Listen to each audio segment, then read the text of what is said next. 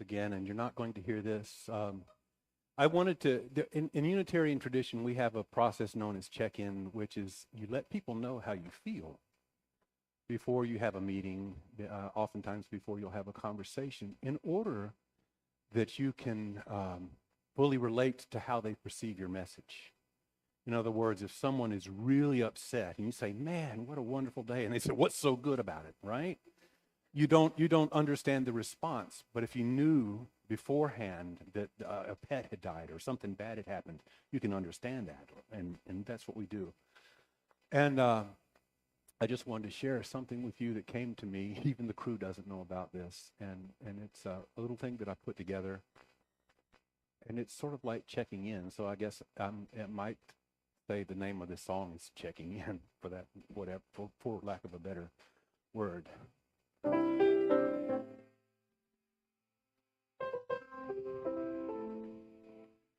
I'm a little bit sad today, and a little more angry, it's true.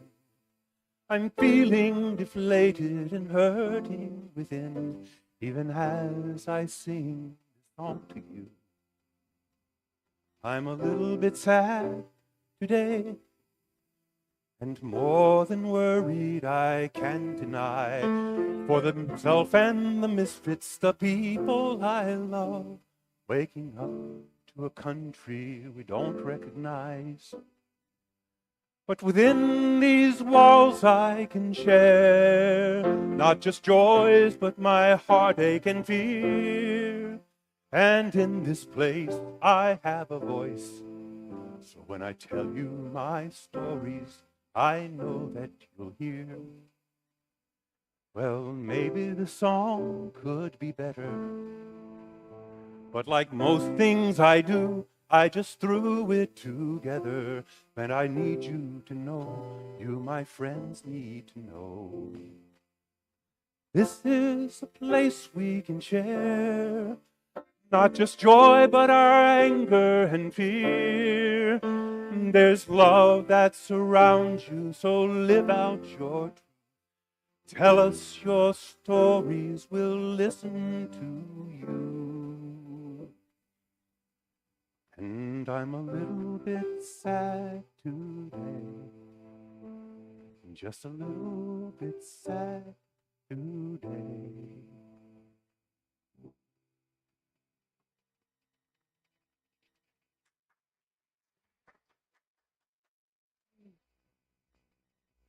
Thank you, Forrest. Good morning to all of you who are here in this room and to those of you who have joined us online. What a beautiful day. And how many of you saw the moon last night? Ah, the moon glow. It was unbelievable. If you missed it, I have some photographs I can share with you. I couldn't sleep, so I was out. But welcome, welcome, welcome, welcome. We are the Unitarian Universalist Church of Bowling Green, and we are a group of open hearts, open minds, and just loving people. And so I am so glad. I wish I could look every one of you in the eye right now. I'm going to try during the service to see everyone. And those of you out there in computer land, I'll look at you periodically too. So my name is Natalie, and I'm going to be your service associate today. And with that, first thing, if you have a phone, one of those little things that makes noises when you don't want it to, would you please turn it either to off or to silent, so we all can be present together today and share the love. This service is being live streamed and obviously out to the world. But if you would like to have a space where you can be by yourself and contemplate and listen to the service, we do have a little lounge down the hallway where you can watch the service there. We are a welcoming congregation. Yes, we are. We are a welcoming congregation. No matter who you are, how you identify, who you love, where you come from, how you feel today, if you're happy, if you're enjoying the sunshine, if somehow you're under a cloud, you are welcome here. Our Sunday services are different each week because all you use, guys, we're not the same, right? We all have different takes on life, and we have different takes on faith. But we are all here together in this journey to understand this mystery and this life. So we honor and learn from a wide array of different traditions and beliefs and people. Today, the main address will be delivered by Charlie Barman, and I'll introduce him more fully later. Okay. The Unitarian Universalist, for the Unitarian Universalist, the flaming chalice is our symbol of light, the light of learning, and the love of our community. And this morning, Claudia is going to light our chalice.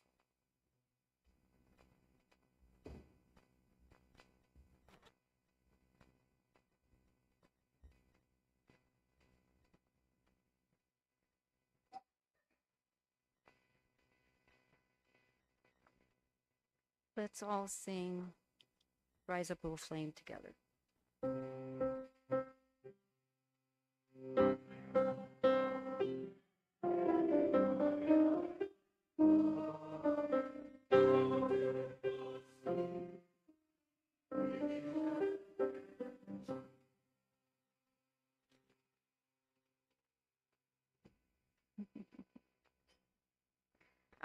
Our opening words today will be read by Diane.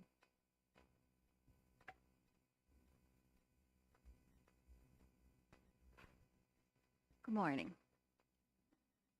November is Native American Heritage Month.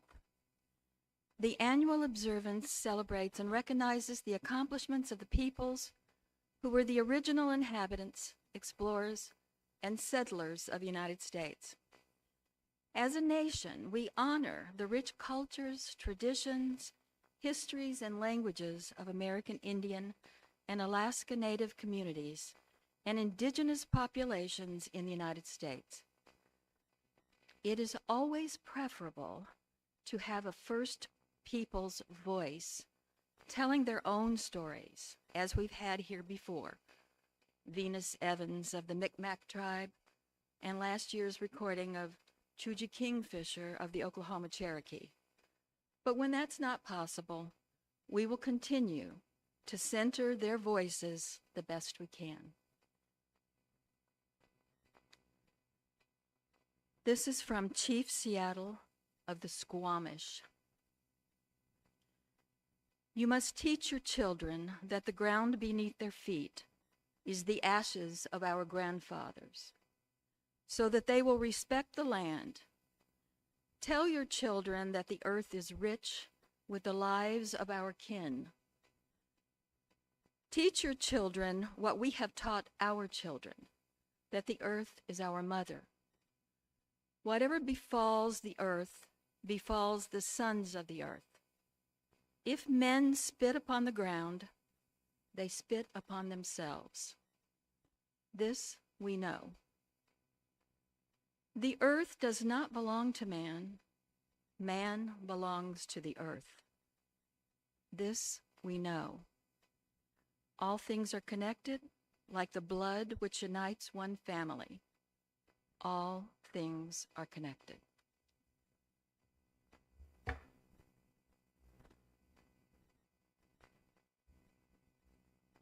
Thank you, Diane. We'll have the opening hymn. Here. Mm-hmm.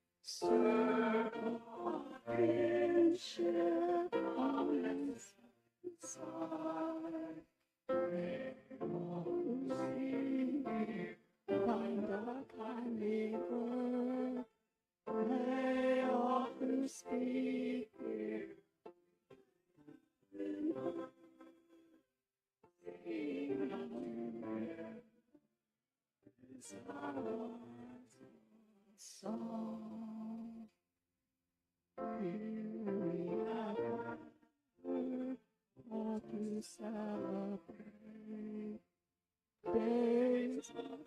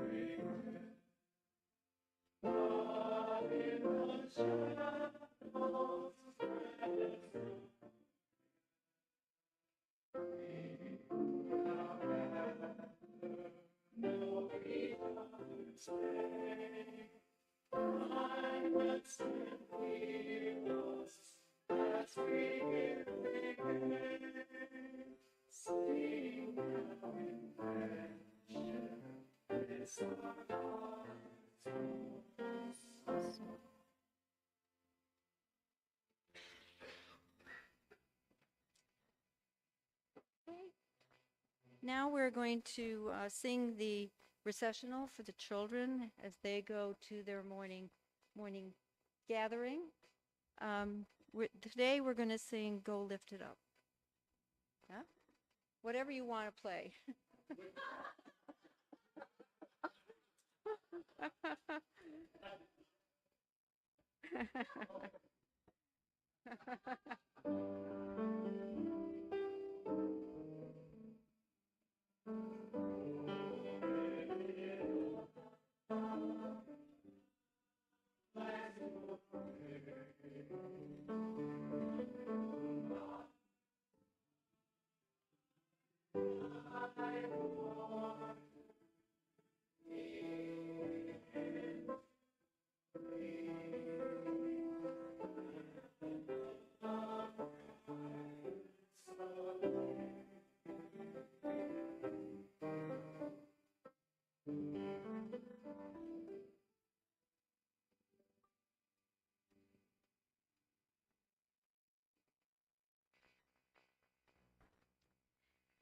So now we're going to have a short silence for meditation, prayer, or reflection. The singing bowl will take us into the silence. After the silence, you'll be invited to sing the song Spirit of Life, and the words will be on the screen.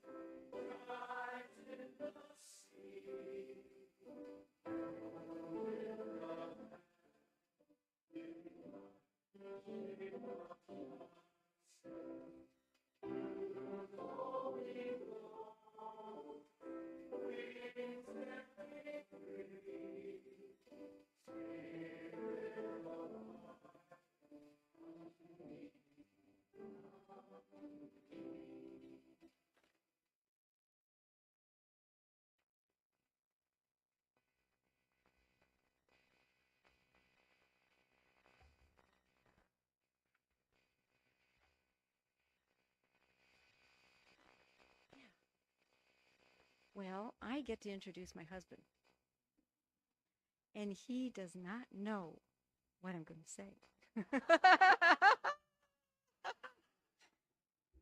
He's-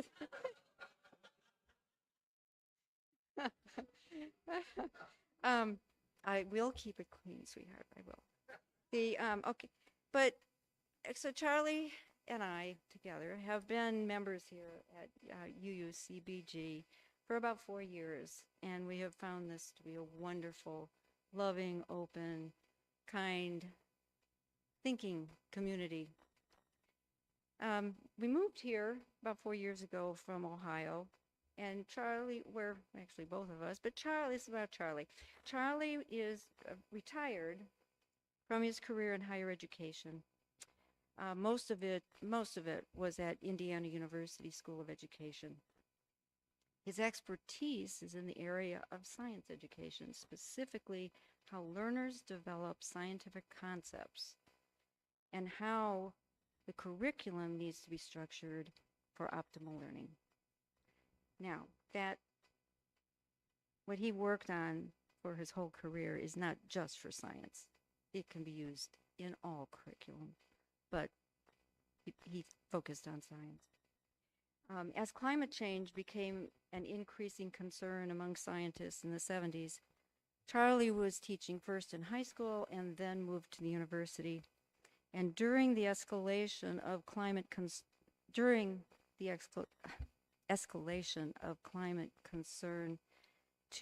from concern to crisis, and the politicalization of climate denial. Unfortunately, things have not changed much in that respect in the last 50 years. So today, Charlie Barman is going to share his thoughts and make connections with the indigenous communities and specifically the Native Americans. Charlie.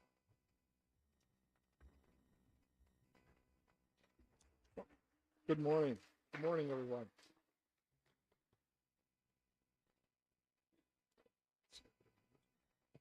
Climate justice. What does it mean? Climate justice links human rights and development to safeguard the rights of the most vulnerable people and share the burdens and benefits of climate change and its impacts equitably and fairly. So, what part do faith traditions play in how we view our role with the natural world? The Judeo-Christian Bible states in Genesis that humans are dominant over all Earth's resources, but also gives humans a responsibility to protect God's creation. There are about 100 verses that allude to caring for the earth and all living things. Islam emphasizes the importance of preserving the environment and protecting natural resources. The Quran teaches that the essential elements of nature, such as water, earth, fire, forests, and light, belong to all living things. Allah forbids destroying the environment and encourages humans to maintain it. Hinduism teaches that humans are responsible for the environment and that protecting it is an expression of Dharma, or the universal organizing principle. Most indigenous people generally believe that they are one with the environment, not above it. They see humankind and nature as inseparably linked, that people belong to the land and the land does not belong to the people. The land is sacred and should not be abused. Specifically, Native Americans believe that humans are one with the world, not separate or superior.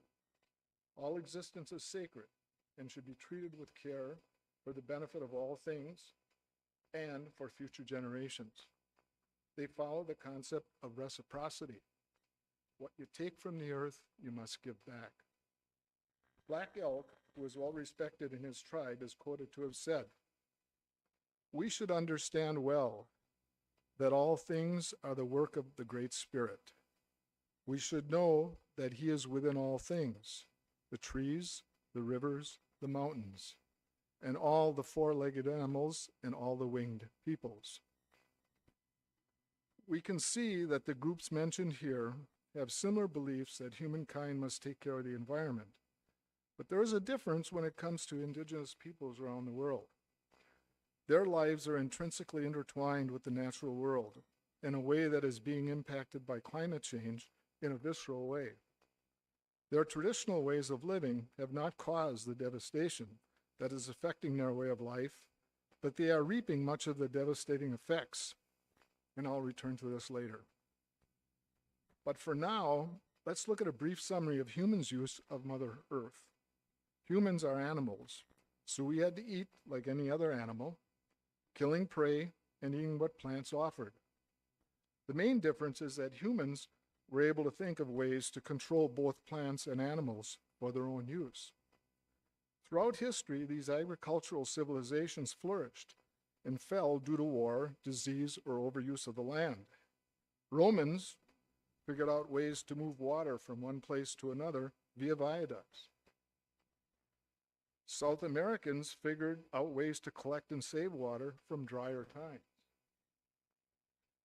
There was progress, and at the same time as environment impacts, but nothing like industrialization. Western industrialization has brought about much more altering and destructive use of natural resources. Those practices brought prosperity and a better way of life for many of the Western world, and then spread worldwide. This march of progress has impacted the environment and thus climate change. However, for the traditional ways of the indigenous peoples, this has had devastating results. Allow me to pivot for a minute to some important scientific data that highlights the changes of our climate. In 1824, physicist Joseph Fourier noted the presence of carbon dioxide in the atmosphere, and he identified this as a way the Earth was warmed.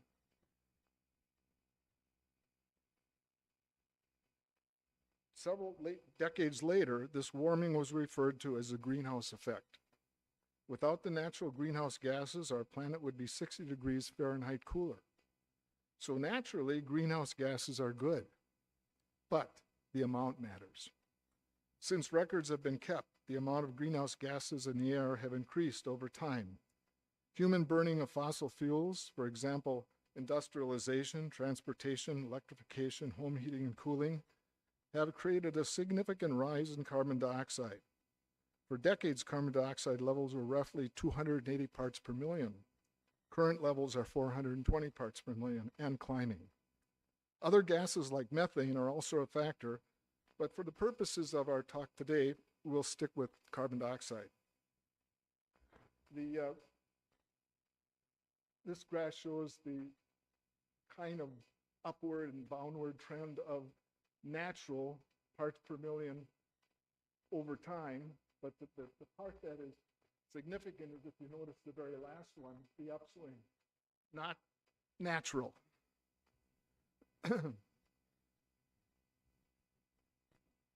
The increase in carbon dioxide levels started to be noted in the 1960s, but enough evidence was collected to raise a louder alarm in the 1980s. In 1988, the International Panel on Climate Change produced an overall summary of the state of world climate change. And as shown in the graph, this one, graph of temperature, between 1850 and 2020, the world's average temperature heated up 2.2 Fahrenheit.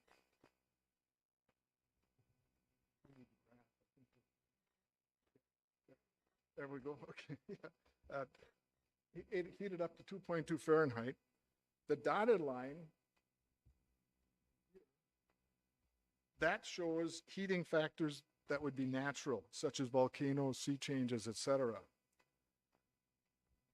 The other is due to other factors, obviously. And this year, the hottest year on record, the increase is going to be 2.66 Fahrenheit.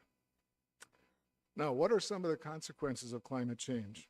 Since 1900, sea levels have risen 7 inches across the globe, caused by melting of the Arctic and Antarctic ice caps, which in turn causes coastal erosion and seawater to invade coastal croplands. 4.5 category hurricanes have doubled in frequency, driven by warmer waters in the Atlantic and Gulf of Mexico. We have seen the devastation in several of our states and Puerto Rico.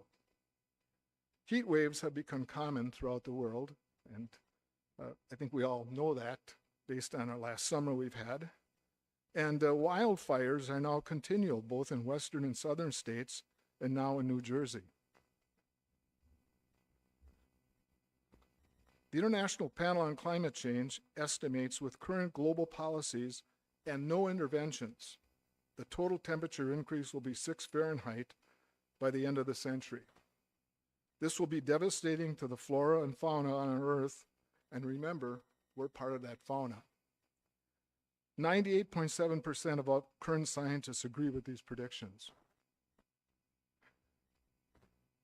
This slide, I think, is kind of a good representation of how people in the US view experts. On the left side are COVID scientists, and they're saying, well, as long as we just provide the facts to the American people. On the right side, the climate scientists are laughing at the idea that the American people would accept the climate warnings of experts if given the proper information. It's a very sad scenario for our society, but it's true. Now, however, there have been some progress made to stop the warming of the Earth up to this point. For example, due to the 2015 Paris Agreement between 196 parties that provided goals for countries to keep global temperatures no more than 3.6 Fahrenheit above pre-industrial levels, the U.S. has been able to reduce emissions 17% below 2005 levels, and Europe has decreased theirs by 23%. This shows that countries can work toward a sustainable future, but it's difficult and will continue to be very difficult. So now going back, what about our indigenous people? What are some of the things that they have done? Well, between 1938 and 1971, the U.S. Corps of Engineers constructed 3 river dams which killed juvenile salmon in their turbines and changed conditions for fish to migrate and spawn. Last fall, Confederated tribes in Washington state and the U.S. government struck a historic 20-year agreement to introduce salmon in the Upper Columbia. Reintroduction refers to returning salmon and steelhead species that had been destroyed back into their natural habitats to carry out freshwater stages of their life cycle. This may require management actions such as providing fish passage, habitat movements, assisted migration, and maintenance of fish hatcheries and other actions. Tribes across the Northwest and Alaska have been working with local communities to reduce water pollution from agricultural activities and rejuvenate areas around these rivers by large-scale planting of trees and native plants, which shade and help cool the water for temperature-sensitive species such as salmon, which are a major food source for these people. The Kentucky River Keeper is part of the Waterkeeper Alliance, a group of more than 300 keepers around the world. These groups are independent nonprofits devoted to the preservation of rivers and the communities that depend on them. These groups focus on education, research monitoring, litigation, advocacy, and listening to the voices of citizens and leaders throughout a river's watershed. And in collaboration with environmental groups, government agencies, and University of Oregon, the Karuk tribe of Northern California is implementing traditional prescribed burns. These controlled fires, which were used by Native Americans in the past, help decrease the size and intensity of future wildfires by reducing the amount of woody fuel in an area and by naturally fortifying the fire resilience of its vegetation. But we need to be thinking of how UUs will learn how to deal with the global local effects of climate change and what we can do to mitigate them.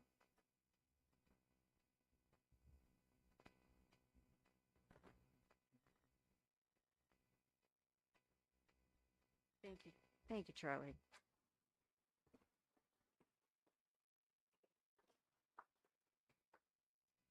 So at this time, we are going to join in reciting the independence value that we have now in our UU organization. Join with me if you choose to say it out loud. If not, you can read it silently yourself. We honor the independence web of all existence with reverence for great web of life, and with humility, we acknowledge our place in it. We covenant to protect Earth and all things from exploitation. We will create and nurture sustainable relationships of care and respect, mutuality and justice. We will work to repair harm and damaged relationships. Now Diane will come and share some information about Green Sanctuary.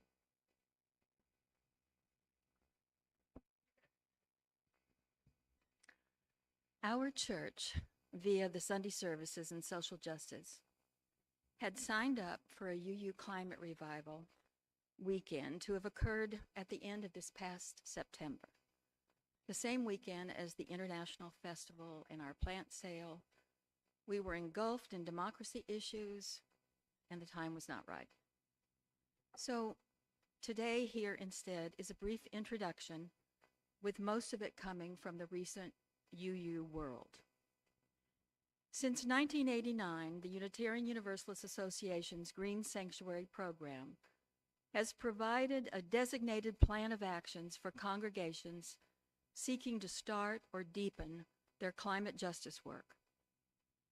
Our Green Sanctuary group here has taken some baby steps in making our buildings and grounds more sustainable, including planting flowers and plants indigenous to our area, listed, by the way, as a way to honor Native Americans and Mother Nature at the same time. The current iteration of the program, Green Sanctuary 2030, has been updated to include a larger focus on congregational transformation and justice. Around 30% of UU congregations have received Green Sanctuary accreditation under previous iterations of the program, where congregants complained of a long and arduous process. It did indeed lead to accreditation and great ecological projects completed, yet burnout and cessation of those ecological activities once accreditation was granted. So with that in mind, an updated iteration was born, which 32 congregations have now begun, Green Sanctuary 2030. We just heard Charlie. We know the science, and we know the reality of a new administration. The World Climate Summit has been going on in Azerbaijan. We cannot help the world. But what can we do? We are proposing a task force be established here to see where our interest and energy might lead us in climate justice work. The congregational profile, a first step in the Green Sanctuary accreditation process, now asks congregations to identify indigenous peoples whose land they occupy and to research historic moments of systemic oppression in their area. Last year, when Dr. A. Gwynn Henderson spoke here during Native American Month, we considered revisiting a land acknowledgement which Tuja Kingfisher of the Oklahoma Cherokee thought respectful. Several of us intended to eventually research this. A task force could now begin. The program guides congregations through a process of education, opportunity assessment, and discernment, resulting in an action plan of activities and projects for campaigns. When a congregation meets all the criteria in the current iteration of the program, they can apply for Green Sanctuary accreditation or reaccreditation. To receive this distinction under Green Sanctuary 2030, congregations must complete projects within the 3 intersectional domains: mitigation, adaptation and resilience, and justice. Mitigation refers to projects that reduce the causes of climate change. The adaptation and resilience goal helps congregations create a foundation for long-term climate work. And the justice component asks congregations to collaborate with frontline communities in fighting climate change. For example, the Unitarian Universalist Fellowship of Athens, Georgia, which installed solar panels on its sanctuary and took other measures to make its building more energy efficient in pursuit of net zero carbon emissions, is also partnering with Athens Area Habitat for Humanity and Athens Land Trust to fund the weatherization of low-income homes in their area. First UU of Louisville is an accredited green sanctuary and can also help guide us. Those interested in learning more about Green Sanctuary 2030 may attend a Green Sanctuary orientation hosted monthly on Zoom by UUA and our smaller meetings here at church. And if you're interested, please sign on to our task force on climate justice, helping us live out our principle of interdependence. Details will follow in this week's update. Native people have long acknowledged the decisions we make today have lasting effects on future generations and future congregations. Thank you.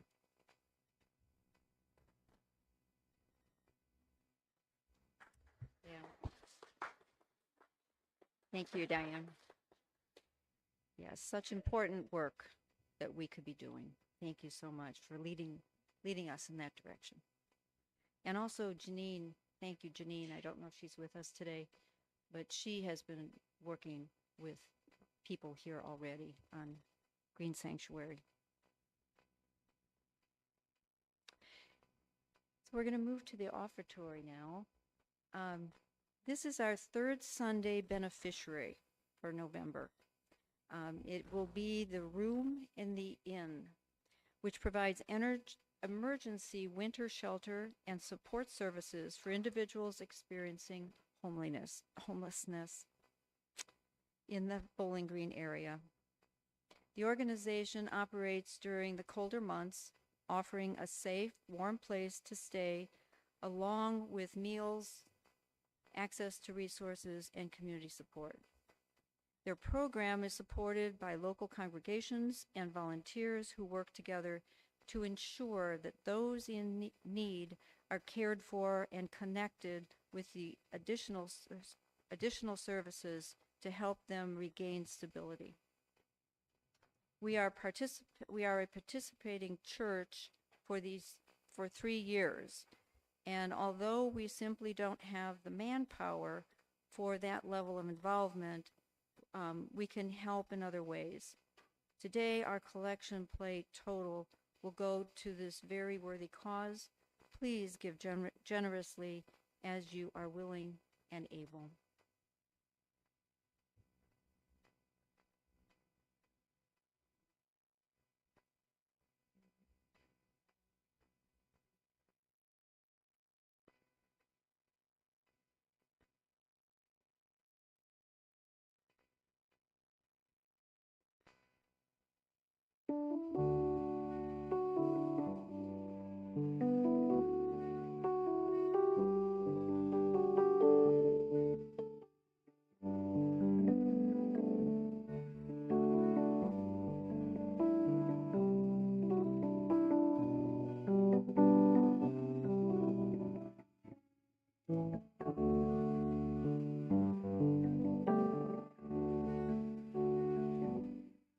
Well, I think it's fine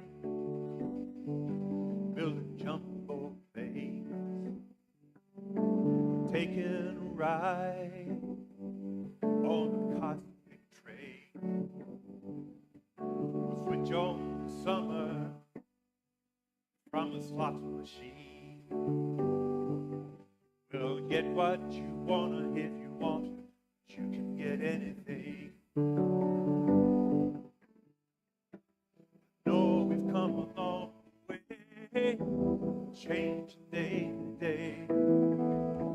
But tell me whether the children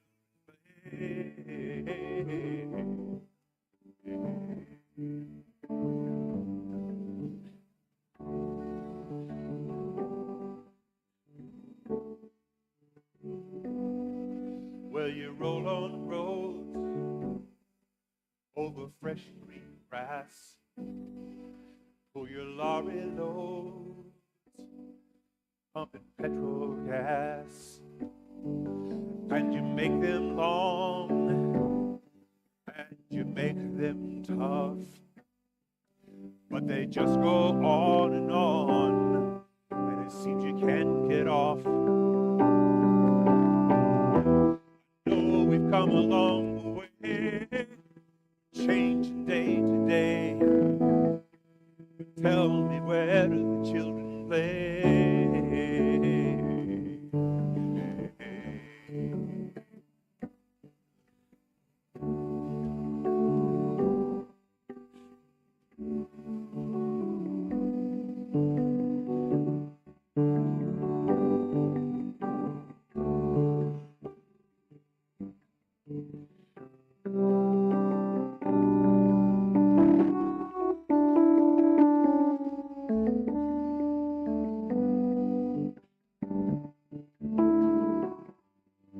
Well, you've cracked the sky, scrapers fill the air. Oh, will you keep on building higher till there's no more room up there? Oh, will you make us laugh? Oh, will you make us cry? Will you make us live? Will you tell us when to die? We've come a long way, changing day to day. But tell me, where do the children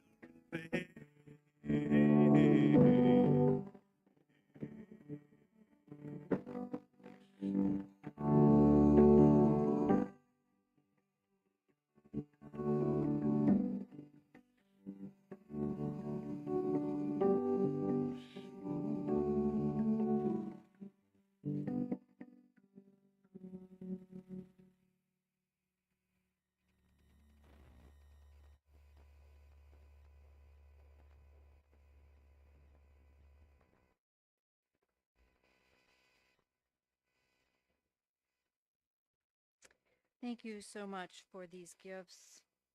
May we use them wisely in the service of our congregation and our community.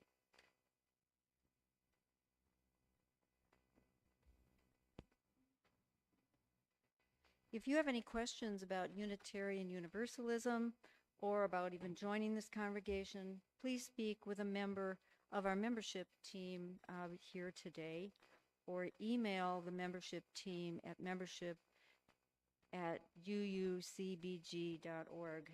Do we have anyone from membership here today? Nancy? Okay, Sharon, Cindy, and Aileen. So wonderful. Okay, and Roxanne is here. Roxanne, there she is, our board president. She'd be more than happy. Oh, I'm sorry. Oops, it's an old script.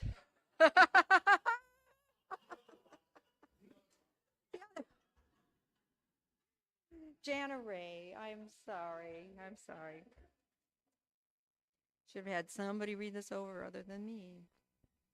On second Sundays, this is the third Sunday, so a few weeks from now, after the service, there is a question and answer session with our membership team in the library, and everyone is welcome to attend that, even those of us who actually have been here for a while. Sometimes it's a good idea to to have refreshers. Okay, community news. I don't know if what I have here is in sync with what is up there, but first of all, you're invited to stay in this room to talk about the Green Sanctuary 2030 right today after service. Is that correct? And then there's going to be a presentation about, is it pronounced Reiki? Reiki? Okay. Today at 12:45 on the ground floor of the Fellowship Hall. And if you're new, the Fellowship Hall is actually out the door and across the way. We'll help you find it. During November, okay, we've been having a donation drive for coats and socks. There are boxes right there in the library. You can also give monetary donations to help people who need coats and socks. Our annual Thanksgiving potluck will be at 1 p.m. on Thanksgiving Day, Thursday, November 26th, in the Fellowship Hall. Everyone is welcome to attend and to bring. Oh, that's my, No, it actually does say 28 here, but that's my mind, guys, so, don't believe a thing I say. So everyone is welcome to attend, okay? You can bring friends, invite people. If you can help with cleanup, that would be greatly appreciated with our do we have our hospitality team here right now? Right, raise your hands if you're on the hospitality team. They do a lot of good work, okay? Right. And Diane is asking if there is a sign-up sheet for, okay, all right. Okay, for more news, please subscribe to our monthly newsletter and our weekly update. Visit our website and Facebook page and check out the bulletin boards. The bulletin boards are out here to the left. Yeah, we have lots of information, lots of things happening. Yes, Peter?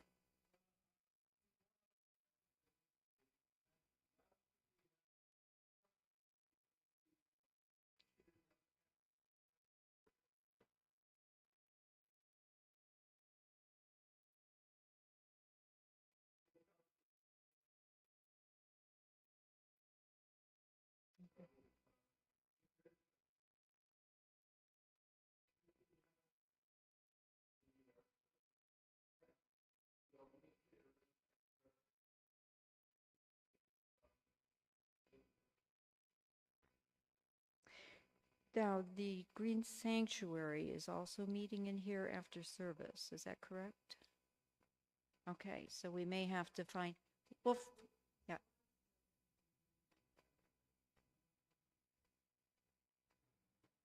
Oh.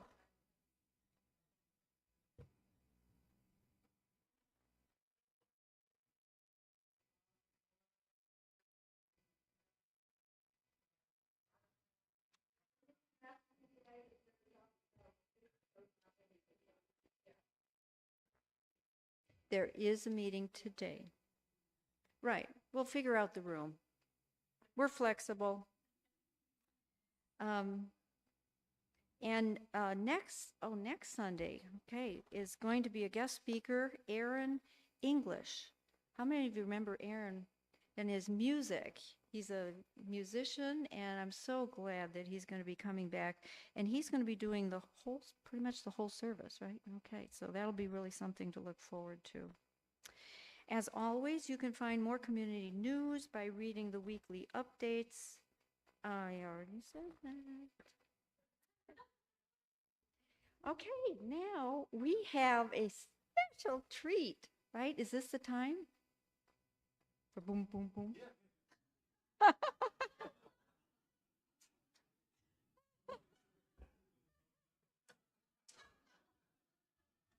This is a treat. This is a treat for me because they've asked me to play the drum.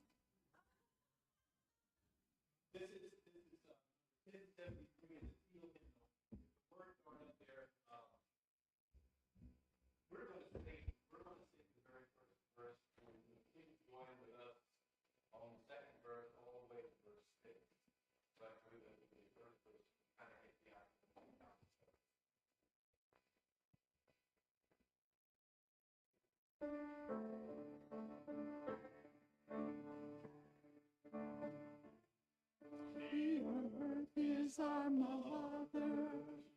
We must take care of her. The earth is our mother. We must take care of her. Hey, yanga, oh, yanga, hey, young, young. Hey, yanga, hey, young, young. Sacred ground I walk upon, with every step we take her. Sacred ground we walk upon, with every step we take. Yanga, oh, yanga, young, hey, yanga, oh, young, young.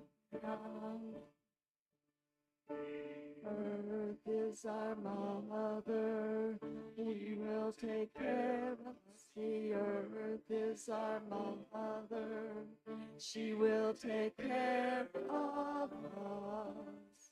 Hey, yanga, oh, yanga, hey, yanga, young. Hey, yanga, oh, yanga, hey, young, young. Sky is our father, we will take care. Sky is our father, we will take care of him. Oh, yanga, hey, young, young. Hey, yanga, oh, yanga, hey, young, young. Sun is our sister, we will take care of sister, we will take care of her. Hey, yanga, oh, yanga, hey, young, young. Hey, yanga, oh, yanga, hey, young, young. Forest is our brother, we will take care of him. Forest is our brother, we will take care of him. Hey, young, oh, young, hey, young, young. Hey, young, oh, young, hey, young, young.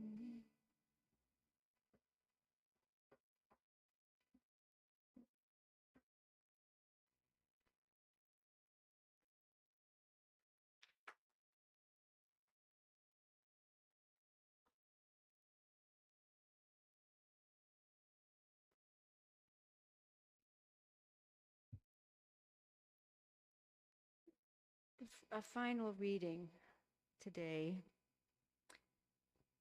When all the trees have been cut down, when all the animals have been hunted, when the waters are polluted, when all the air is unsafe to breathe, only then will you discover you cannot eat money. The Cree prophecy. So now we have to, that is serious. And I think we need to take that home and meditate on that because it's real. So now, our dear friends who are online, we hope you've enjoyed this service. We hope you've learned something here today. And I hope you see that we are a loving and caring congregation. So we hope that you might join us in person someday or join us again online, whatever works for you. So at this time, we say adieu.